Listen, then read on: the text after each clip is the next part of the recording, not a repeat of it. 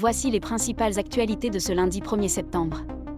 En première actualité au Proche-Orient, Israël a massivement bombardé le sud du Liban, violant le cessez-le-feu dont la France est une des garantes.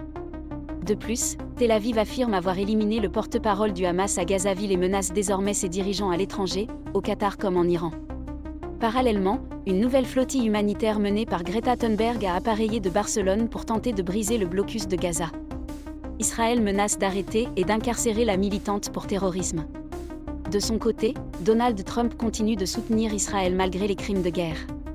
Selon le Washington Post, il envisage de vider Gaza de ses habitants, en indemnisant chaque famille de $5 000, afin de construire à la place des villes intelligentes de luxe, pilotées par l'intelligence artificielle, destinées aux investisseurs.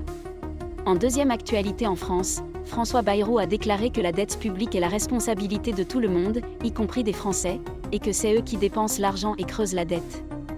Il ajoute qu'il est ouvert à la discussion, notamment à la suppression d'un jour férié au lieu de 2, mais qu'il faudra quand même des sacrifices. Dans le même temps, la pétition pour la destitution d'Emmanuel Macron a dépassé les 100 000 signatures à l'Assemblée nationale. Enfin, en troisième actualité, Vladimir Poutine est arrivé en Chine pour un sommet régional avec Xi Jinping. Plus d'une vingtaine de leaders internationaux sont présents dont l'Inde, la Turquie et l'Iran. L'objectif, proposer un modèle alternatif à la domination occidentale. En parallèle, la Russie est accusée d'avoir envoyé des drones espions en Allemagne pour surveiller les infrastructures routières et ferroviaires en lien avec l'Ukraine, et d'avoir brouillé le GPS de l'avion de la présidente de la Commission européenne, Ursula von der Leyen. Moscou dément. Abonnez-vous pour suivre l'actualité.